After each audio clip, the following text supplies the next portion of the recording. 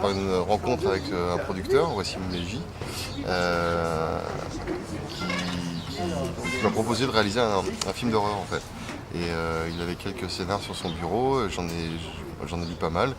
Et j'ai trouvé ce scénario-là qui était vraiment très bien. Puis surtout que j'ai senti que je pouvais m'approprier en fait. D'accord. Voilà.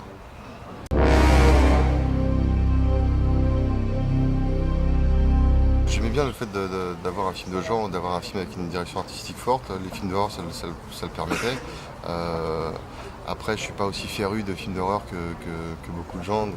C'est pour ça aussi que j'aimais bien ce scénario-là. Il ne faisait pas trop référence à plein d'autres films. Souvent, c'est le cas. En fait, il y a des mises en abîme de films qui font référence à d'autres films et à d'autres films. Et celui-là était assez unique dans son genre. Donc, ça me plaisait bien. Je pouvais en faire un film noir comme je voulais.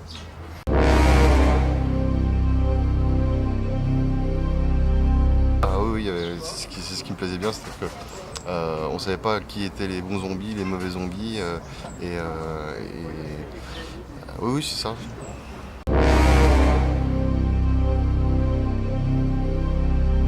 Commande, non, on a choisi quand même ensemble des scénars. Donc il y avait un désir de faire un film de genre, mais c'était pas un scénario sur lequel on s'est cassé les dents, adapté tout ça pendant des années. On a trouvé celui-là qui nous plaisait vraiment, puis on l'a fait. Il y avait un désir commun, mais on appelle ça un film de commande quand c'est pas nous qui l'écrivons.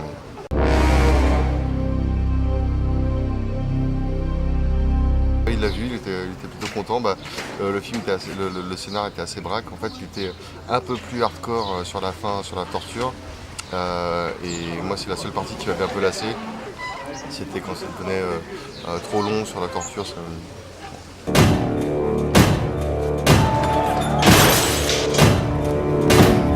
L'idée d'avoir une situation assez large qui se resserre de plus en plus pour et physique et mentale.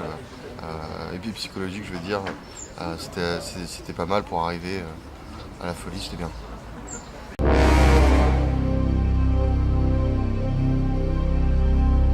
Ça part d'une expérience personnelle à lui. Il a bossé comme cuistot dans un asile psychiatrique. Pas de haute sécurité, mais dans un asile psychiatrique. Donc il est parti de là.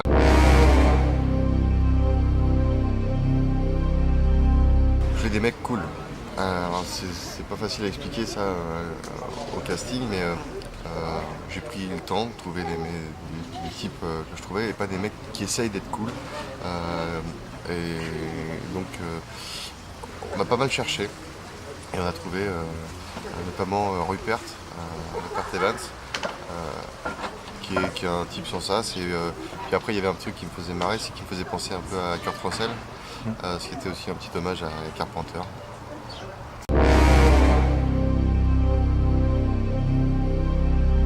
En Belgique, mais alors le script était dans un asile pénitentiaire américain et j'avais du mal à le voir transposé en France, dans un asile français avec des fous français. Ça m'enlevait pas mal de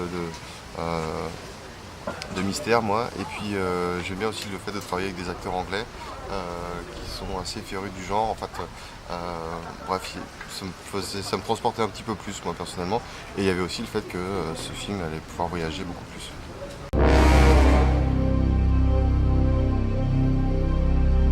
Il y avait un concept assez fort, le fait de rétrécissement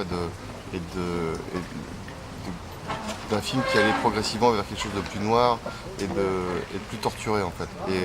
Et tout ce film en fait, tous les mauvais tournants qu'on prend, nous amène à chaque fois vers des couloirs de plus en plus étroits, et d'arriver à l'intérieur dans la tête d'un personnage. Donc cette idée-là me plaisait bien et de pouvoir avoir un regard artistique là-dessus, de pouvoir proposer quelque chose de visuellement costaud. Voilà.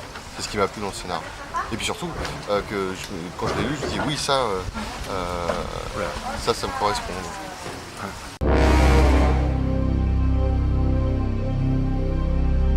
J'ai appris énormément. J'ai appris à tous les niveaux parce que moi à chaque fois j'avais maximum 2-3 jours de tournage. Donc là je me retrouvais avec 30. C'était le truc le plus dur, enfin où j'angoissais, c'était de savoir si j'allais pouvoir être constant sur 30 jours et pas faire des petits bouts un peu inégaux. Voilà, c'était ce qui me torturait le plus. Après, j'ai beaucoup préparé, j'ai fait beaucoup de storyboard là-dessus. Et après, j'ai découvert tous les corps de métier avec qui je bosse jamais d'habitude. Le bruitage, le son, alors le montage je connais, mais toute la post-prod, c'était assez enrichissant. Et après, bon, travailler avec une équipe aussi longtemps aussi, c'était cool. Et j'ai le sentiment à un moment, sur le tournage, de me sentir à ma place, et ça, c'était pas mal.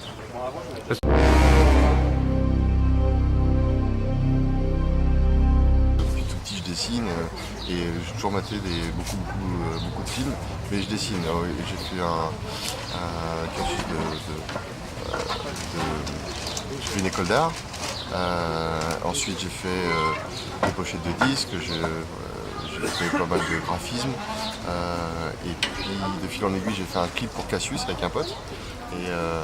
Et puis après, on en a fait plusieurs. Et puis après, j'ai bossé tout seul à faire des clips aussi. Et puis voilà. Et puis j'ai rencontré ce producteur et puis on a fait ce film ensemble.